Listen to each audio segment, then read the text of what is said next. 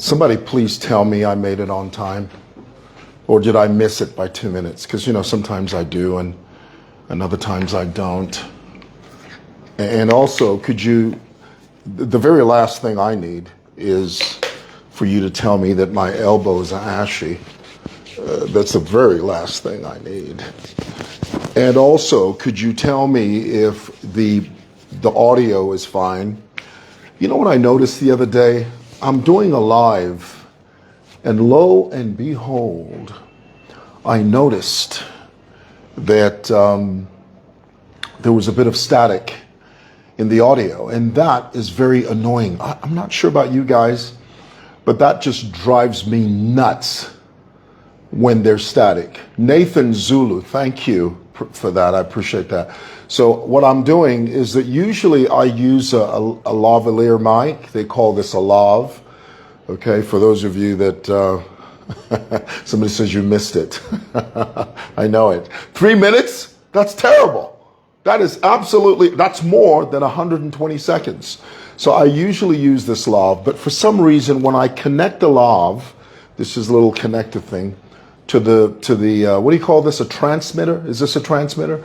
I connected in there. There was a bit of static the other day, and there is nothing in the world that is more annoying than audio that has static. It literally gives me a headache. So I've done away with the lav, okay, done away with that. I feel like Yo Maps constantly sitting there adjusting his, did you see that the other day? He was on his live and he could not stop adjusting his hat. And it was just driving me nuts. I wanted to send him a text saying, look, yo, leave the hat alone. So here I am doing the same thing. I constantly adjust my car. You know what it is? The truth is, I'm constantly aware of how I look. Tell me I'm vain.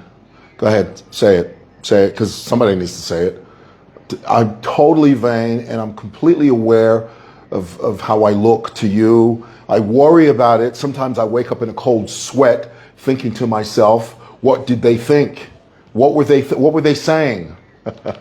It's a condition, and it's a thing, and we should deal with that at some stage. All right, I'm over here. You know what it is? My collar keeps flipping over. That's what it is. But the thing is, if I unbutton my top button, what's going to happen is that now you're going to see the wrinkles in my neck. And who needs that aggravation? Okay, maybe we should just go ahead and why don't we do this? Why don't we go ahead and, can we do this? Can we untie? This is me pretending there's somebody else in here. There's no one in here. It's just me. Alrighty, guys, please tell me in the comments if you can hear me. You are doing a good job. Thank you. Who is that? Who's that? Thank you. So I can't really see you there. Calmly? Is that Calmly looking nice? Really? You think so? Guys, don't make me grow wings. I will fly straight out of here. Don't make me grow big-headed. I won't fit through that door. And I'm being serious. And I don't mean that in a bad way. Okay, guys, what are we talking about? First of all, please share this live if you can. And I'd be grateful. I'm over here at Simoson Building, plot number 8585 on Simon Mwewa Lane in the Central Business District, Buena. Okay, we are right smack dab in the middle of confusion, chaos, and all things bedlam, mate. But that's the life we've chosen, and we're fine with it, okay? Alrighty, a couple of things I want to talk to you about. The very first thing is Mrs. Kennedy. I don't even know why she calls herself that. I don't. Now, for those of you that do not know who she is, this is a young socialite. She's a social media young girl. And I was trying to figure out her niche. You guys know what a niche is? I was trying to figure out what she was about. I was trying to figure out the sort of content that she creates. What is her angle? At one point, I thought that she would sell products on her page, and which is fine because, social media is really, you should be having a lot of economic activity on your page. If you have any type of decent following on your page, regardless of who you are, at some stage, you're going to have to convert your followers into customers. Okay, that's the end game, guys. That's the goal. If you think that all you want to do is play around on social media, The goal is to get your audience, a core number of your audience members, to become loyal customers and buy whatever products you sell. That's how you make money on social media. It's one of the ways of making money. So I said that to say, at some stage, I thought that Mrs. Kennedy was a product pusher. You know, I wasn't sure. One day I'd see her selling wigs, another dresses, and then she sort of got lost in translation. And then she brought in a lot of her personal life into her content, which is fine. The only trouble is when it becomes toxic for you, it becomes toxic for everybody else. And at one stage, and this is what I always say about social media people, anytime you see someone that consistently, exaggeratingly, augmentally applaud their partner or their husband or their wife, there's nothing wrong with commending your wife or your partner. But I always find that it's a red flag when someone consistently talks about how great their husband is. Oh, my husband is this, that, and the other. Oh, my wife is this, that, and the other. There's nothing wrong with applauding your partner or your wife, but there's everything wrong when that's all you're doing. When that becomes your thing, that's a red flag. That, in my opinion, is a cry for help. Now, guys, you must understand, I've been married for almost 24 years now. 25 years. Oh my goodness. That's half of 50 years. 100 years is a century. What's 50? Educate me. Educate me on there. So I know what I'm talking about, okay? And I've had to navigate through my own struggles with social media and how it affects my family. And please understand, there's no such thing as a perfect couple, only perfect intentions. The only thing you can do as a couple is to navigate through life. That's all you can. Because what marriage is two imperfect people that are trying to live together and get to a place where they don't kill each other. That's what marriage is. It's just two imperfect people living in the same roof and hoping to get through the day and loving each other and not having to kill each other in the process. In a nutshell, that's what it is. So I get worried when young people talk about their husbands consistently, and which Mrs. Kennedy did. And she sort of gave off the vibe that she was living in marital utopia. You guys know what this is? Jubilee, 50 years. Thank you for that. You guys know what that is? You know what marital utopia is? Tell me in the comments if you know what marital utopia is. Okay? Marital utopia is a marriage that has no struggles, no difficulties, no problems, no arguments. There's no, anytime you hear a couple say, oh, we've never argued, that's a dead couple. They don't have any, there's nothing going on there. There is zero passion in there. Of course, I'm not advocating that you have to fist fight in order to show your affection. No, I'm not saying that. What I'm saying is that invariably, when you're living with someone, there's got to be conflict. There's going to be conflict. The key is how you resolve that conflict as a couple. Now, Mrs. Kennedy, for a long time, she sort of peddled this utopia, marital utopia idea. And just here recently, she was doing a live broadcast. And this man that she calls her husband, tell me in the comments if that is her husband. Because, you know, in Zambia, it's very possible for people to call each other husband and wife. No, but this is another phenomenon that I find disturbing about our youth. And I've said this publicly about Tatiana and Chile 1. So I'm not trying to be hurtful or hateful. I'm just giving an example because I've said this publicly. In fact, the very first time I met Tatiana, I said to her, I asked her, the very first thing I asked her, I said, are you guys married? And she said, no. I said, yeah, but then you bill yourselves as a couple, like a married couple. That's how you portray yourselves to the public. You know, you call each other husband and wife. And I see a lot of people doing that. Guys, don't do that. Don't say you're married when you're not. Okay? You're watering down the institution. You are diluting the potency of what marriage is and what it's supposed to be. If you're dating, say you're dating. If you're in some type of courtship, say you're in courtship. If you are engaged, if you are betrothed, affianced, say it. If you're married, say you're married. Don't say you're married when you're not. It confuses the hell out of everybody, okay? So here it is. I'm not even sure if not Tatiana, what's her name? Mrs. Kennedy, was actually married to this guy who now, I don't know if you guys knew this, I just recently discovered from his accent that this guy is a Nigerian. Nothing wrong with Nigerians, but I'm just saying it wouldn't have been a bad idea if she told us that from the jump, okay? If she just said to us from the jump, look, Mr. Kennedy is a Nigerian guy, so just to give you context, that's where he's from. And him being a Nigerian brings with it multi-layers of complexity, which I won't get into that. What I want to focus on is the fact that when she was doing her live, in the process of doing her live, this man that she refers to as her husband was upset that she was divulging this stuff. And let's begin there, okay? It wasn't right for her to divulge those things, those personal things on social media, unless it's a cry for help, okay? If you're on social media and you're trapped in a dungeon and your husband has locked you away and he hasn't been feeding you for 7 or 8 days, and you finally get a Wi-Fi signal and you go live and you say to your audience, I'm trapped, this man's trying to kill me, I haven't eaten or drank anything for 7 days, that's different. That can at least be condoned, if not excused. But if you sit on your bed in your room and then you start outing your husband, you start divulging things that are personal stuff, that is personal, private things, of course he's going to be upset. But it still doesn't justify him hitting her, which is what I want to focus on, okay?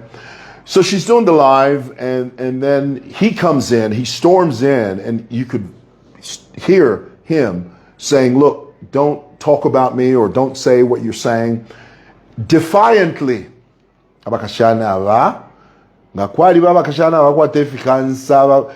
Umulume alekwe batileka iwe na iwe no problem, very big problem. Church is ale mwewa iwe fuma pa Facebook ale tite no, this is my bedroom na anachitanga ndefo kuchita record na anachita record elo na nakusevanya. Yes, you see what he's doing, and I'm going to embarrass him. I'll embarrass him. When you take that attitude, you're just making a very bad situation worse. So in a fit of rage, okay, let's be clear, her outing her husband was wrong on social media, number one. Number two, him hitting her was uber wrong. You know what uber wrong is? Uber wrong means it's so wrong, you can't even measure it. It's so wrong, it's immeasurable. Now, here's what I want to hone in on. Notice the way she reacts when he hits her, okay? Notice the way she reacts when he hits her. She didn't flinch. She didn't act as if, oh, when you hit a woman, okay? When you hit a woman for the first time, she's not going to act like that. She'll probably break down crying, she'll be shocked. But when you hit a woman, when you hit her, and she cocks her head like this and looks right back at you, that's a sign that she is living in a very abusive marriage and relationship. That's a sign that he hits her all the time. That's a sign that tells you that she has become so desensitized that even when he hits her, it's like water off a duck's back. You know why? Because she's been through that before. She's been through the gamut of physical abuse before. That's the reason why he can hit her and she can cock her head right back. A woman that's been subjected to physical abuse for the very first time does not respond that way. She's in a very bad relationship. And the only reason we're commenting is, of course, is because she's brought it out. She's brought it to the fore. And the moment she brings it to the fore, anything you bring on the platform is subject to scrutiny. Yeah, that's the phrase. It's subject to scrutiny. It means you and I can talk about it openly. Because, I know a couple of you jokers are going to jump on here. But mwewa, you can't be talking about, why the hell not? She brought it to the fore. Of course we're going to talk about it. Okay, so as far as I know, Kennedy's is in a bit of a pickle. But, notwithstanding, can you use but and notwithstanding in the same sentence? Tell me, for those of you English buffs. Sometimes, sometimes I say the wrong thing, and of course you'll correct me. Okay? Notwithstanding, marriage is very complicated. Even though he's hit her, there are some women that consider, and this is how sick of a society and a people we are, as a people, generally people, not just Zambians, just people. Because the same struggles we have here, the same struggles they have over there in developed countries. This is what I find strange, is that there are women that consider a husband hitting her as a sign of affection. Can you believe this? Have you heard this? It's a thing. There are women out there, you beat them, they feel that is your way of expressing love to them. It's sick. It's degenerate. It's debauchery is what it is. Okay? And if you're in that type of relationship, he will beat you today, he will kill you tomorrow. My advice to you, honey, get out of that thing. Run from that man like you would run from a boa constrictor. Run from that man like you would run from a Gabon viper. You run from that man like you would run from a leviathan. You know what a leviathan is? A leviathan is like a big old dragon. Okay? They don't exist, but you get the point. So that's my take on that. Secondly, can we talk about JJ Banda? So apparently he made his second appearance. Was it yesterday? He made his second appearance. Didn't really say much. He was on air for about 6 minutes, from what I could tell.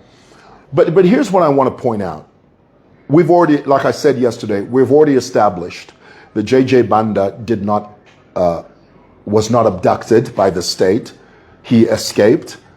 Hence the reason he can come on Facebook from where I suspect is Zimbabwe, because as you know, not too long ago, the Minister of Home Affairs announced that they had circled the wagons and located JJ Banda in Zimbabwe, and that the Zimbabwean authorities had secured him, and that he was in the process of being extradited. Somewhere in between, some bigwig from ECL's camp called Mnangagwa's camp, and someone in the higher echelons of Mnangagwa's administration, they said to the Zimbabwean police, let JJ go. And they did it to spite HH. They did it to make HH look bad. They did it because ZANU PF is pro-Lungu. That's the fact. There, I said it. It's the truth. It's the truth. So JJ Banda slipped through the fingers of Zambian law enforcement. As we speak today, I would suspect that he's seeking some sort of asylum in Zimbabwe. Okay, and because of that, he now has the ability to go on Facebook Live anytime he wants, and but he's not saying much. He's not really saying much. But let me tell you what concerns me is that there's a video clip, as many of you know, in the next less than 48 hours. Is it 48 or 24 hours? Tell me in the comments. Petauke is going to decide. There's a by-election in Petauke. JJ Banda no longer represents the people of Petauke because he's gone AWOL. He's left his post. He's escaped. He's a fugitive. He slipped through the hands of the law. He escaped lawful custody as we speak right now. JJ Banda is a wanted criminal. JJ Banda is a fugitive. So don't get it twisted. Don't make him a hero when he's a villain. Okay, let's not do that. Let's not deify him when you know that he has escaped lawful custody. The moment you escape lawful custody and you become a fugitive, you are a criminal on the run, wanted by the law. So here it is. Petauke is going to decide. Rafael Nakachinda takes it upon himself on the campaign trail in Petauke. Rafael Nakachinda is telling the people of Petauke, JJ Banda bali mwewa. Edio, we are not going to accept any explanation until the state brings him back. Now, can you hear the duplicity, the forked tonguedness of Rafael? One Rafael hijacka Nakachinda. Tell you what, if there's ngapali omuntu pano chalo unkalifi omutimanika Rafael hijacka Nakachinda. He has the audacity, he has the unmitigated gall to stand in front of the people of Petauke, because in his mind he thinks abena chipata ba fiko po. They want to decipher. Tabatamba news, tababa pa Facebook. So they can't know that JJ Banda, alesa pa Facebook. This is his second time on Facebook. But oh no, Rafael Nakachinda ignores all of that. He bypasses that and he tells the people of Petauke in a campaign, on the campaign trail, says to the people of Petauke, JJ Banda bali mwewa. JJ Banda has been abducted. And the people of Petauke are not going to rest until the state brings him back. How are they going to bring him back when JJ Banda escaped out of his own volition? How's the state going to bring him back when JJ Banda slipped through the fingers of law enforcement because he escaped lawful custody? How is the state going to bring him back when the Zimbabwean authorities, because ZANU-PF is pro-Lungu, they let JJ Banda go?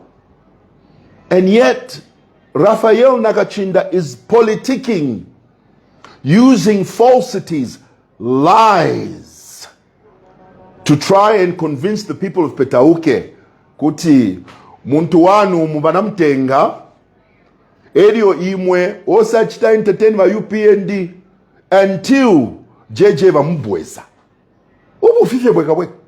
Nobody abducted JJ. Nobody is holding JJ. Why? Because JJ escaped lawful custody. Right now, he is seeking asylum, possibly in Zimbabwe. And he has sought refuge in a territory that is pro-Lungu.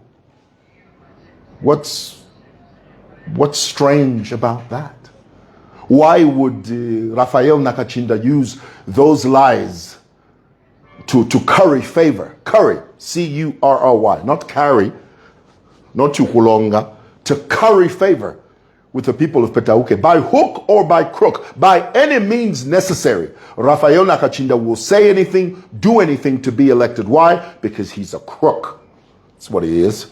He's a two-bit crook. He's a sniveling crook. A weasel is what he is. Okay. Last thing I want to talk to you about is HH's trip to Japan.